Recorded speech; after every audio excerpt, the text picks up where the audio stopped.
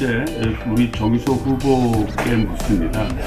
그 해양수산부에서 근무하셨고 또 배운조합의 이사장을 지내는 등 이 바다 쪽에 엄청난 전문적인 실력을 갖춘 분이라고 생각이 되는데, 이런 내륙 지역인 이 부평으로 지역구를 잡은 거는 결국은 그동안에 가졌던 전문성을 제대로 발휘하지 못하는 게 아닌가라는 생각이 되거든요. 어떻게 보면은 안 맞는 지역에 오신 게 아닌가, 그렇게 생각이 됩니다. 제가 해양 전문가이기 때문에 해양에 관련한 법도 많이 제안했습니다. 국회의원은 올라운드 플레이입니다. 제가 부평에 관련된 문제 말씀드리면, 지하철 7호선 본 지역에서 부평구청같이 연장할 때 그 인천시의 공사 결정을 제가 했고, 기공식도 제가 와서 했습니다. 그때 원교부 국장 시절입니다. 부평에 관련된 일이고요. 또 미군기지 시민참여위원장도 제가 역임을 했습니다. 어떤 한 분야의 전문가이긴 하지만 국회의원은 다양한 분야를 터치하기 때문에 올라운드 플레이어고, 그렇기 때문에 사실 국회에 들어가면 제가 해양사업부 출신인데 농해수위를 못 가요.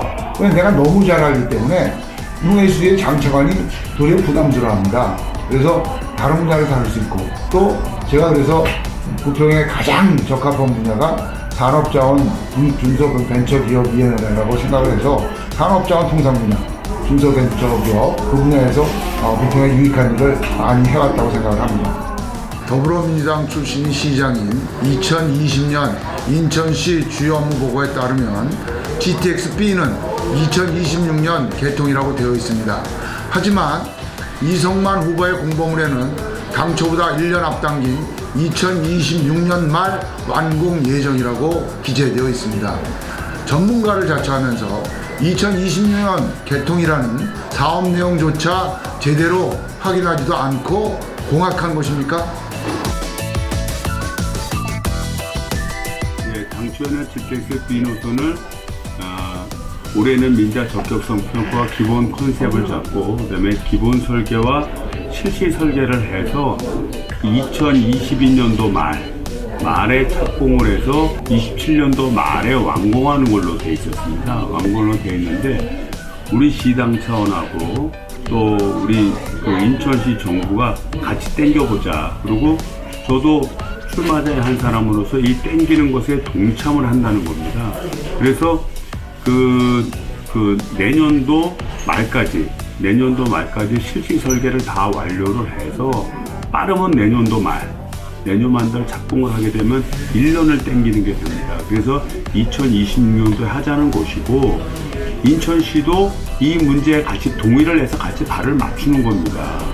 다만 인천시가 요거에 대해서 이제 먼저 선제적으로 자기의 목표를 얘기한 거고요. 이미 정부 안에서는 2027년도로 되어 있습니다. 인천에 출마하는 우리 관계된 그다음에 정일영 의원, 그다음에 윤관석 의원, 또 이런 의원들, 맹성기 의원, 이런 의원들은 다 같이 힘을 합해서 2026년 말까지 인천시 한다고 하고자 하는 겁니다. 그래서 이게 서로 충돌되거나 확인이 안 되는 사항이 아닙니다. 제3보급단 이전과 관련해 처음 보도됐을 때의 사진을 보니까 국방부 장관, 인천시장, 그 다음에 홍영표 의구의원 세 분만 모습을 보였습니다. 그러면 우리 정의석 당시에는 전역 의원이셨는데 어떠한 역할을 했으며 왜 그 자리에 배제됐는지 참 궁금하지 않을 수 없습니다.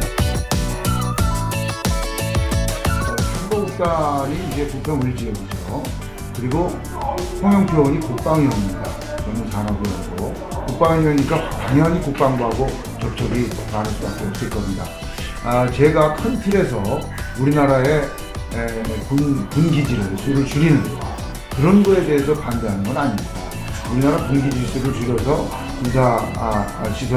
군사 부지보다는 일반 시민용지가 많아져야 된다는 것에 대해서 반대하는 게 아니지만, 이번 결정은 옮겨가는 지역의 주민의 동의가 없었어요.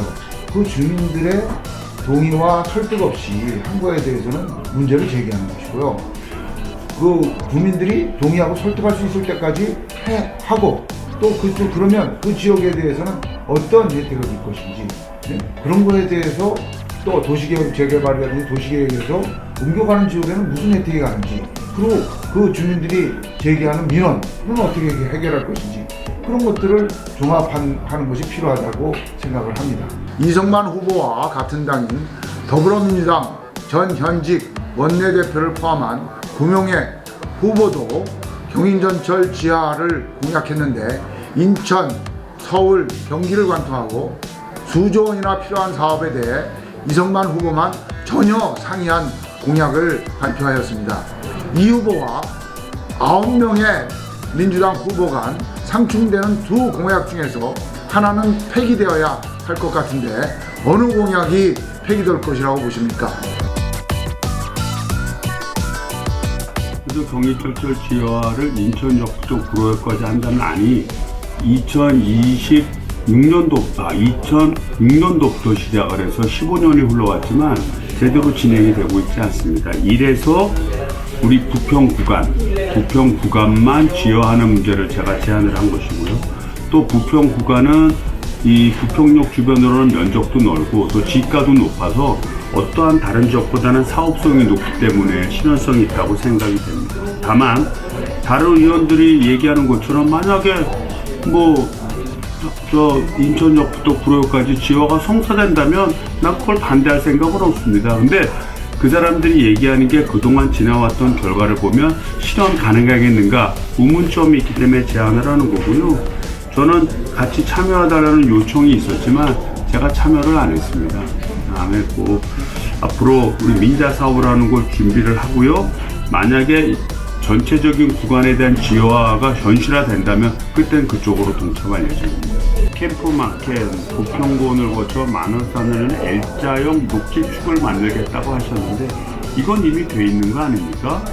이미 돼 있는 거에 추가적인 어떠한 보강 없이 그대로 기존의 모습이 L자로 돼 있어서 L자로 하겠다고 그러면 이거는 기본적으로 수사에 불과한 헛공약이라고 생각하는데 어떻게 생각하십니까?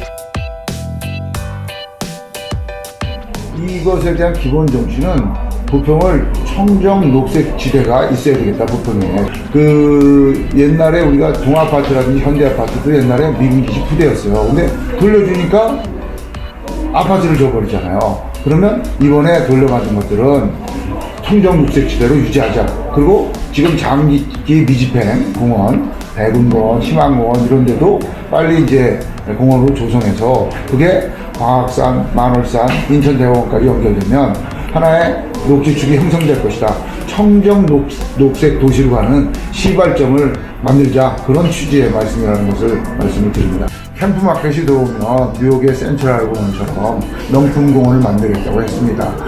제가 지역 시민참여위원장 때 문화공원으로 하기로 이미 결정을 했고 좋은 문화시설, 좋은 예술시설, 좋은 교육시설이 들어와서 사람들이 모이는 그리고 사람들이 좋아하는 그런 공원을 만들도록 하겠습니다. 20대 총선 공보물에서 일신동의 3군지사 이전 배치를 공약했었는데 21대 공보물에는 일신동 3군지사의 삼보국단 추가 배치를 기정사실화하고 주민 편의시설 확충 등을 공약하고 있습니다.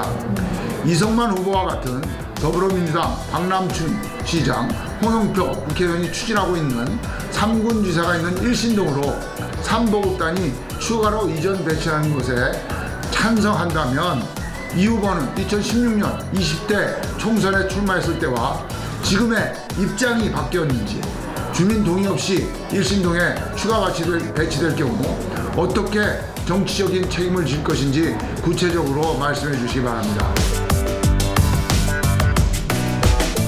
부평 전체는 이제 군부대가 맞고요. 또 이 3보급단이 기존의 17사단 인근으로 와서 통합이 돼서 3보급단 지역을 개발한다고 하면 부평구민에 나쁠 건 없다고 생각이 됩니다. 다만 그 지역의 혜택을 주기 위해서 3보급단 이전에 따른 문제를 다른 지역에 피해를 주거나 또는 다른 지역에 그동안 누적적으로 되어왔던 군부대 문제가 해결됨이 없이 일방적 부담만 주어진다면 그때는 저는 이거는 지역의 형평성 있게 개발한다는 원칙에 위배된다고 생각이 됩니다. 그래서 3보급단 이전하는 건 전 문제가 없다고 봐요. 다만 그동안에 좀 우리 일진동이나 부계일동이 좀 불편을 줬던 사람들 헬기장 같은 거 이전해야 되고요. 그 다음에 그 가장 민원 중에 하나가 중학교 문제입니다. 그러니까 중학교 굳이 만들어줘야 되고요. 기타 주민 편의 시설이 보강이 된다면 저는 양지역을 다 민인하는 결과이기 때문에 그 안으로서 삼보급단 이전 문제를 매듭지려고 합니다. 대통령이 잘했으면 1번, 못했으면 2번을 찍어달라 이렇게 얘기하는 걸 들었습니다. 근데 지금은 국회의원 선거입니다.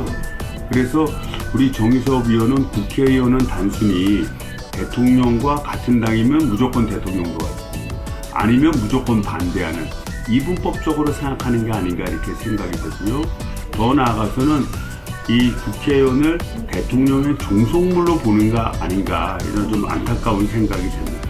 그리고 마지막으로 이번 선거는 본인이 4년 동안 했던 의정활동에 대한 비판과 판단입니다. 이거에 대해서 어떻게 생각하는지 의견을 주십시오.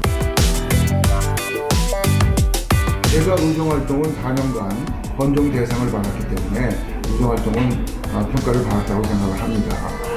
우리가 민주당의 문제를 제기하는 것은 지난 3년간 민주당 정책 중에 국민들이 진짜 흔쾌하게 이거 잘했다 할 만한 게 있느냐.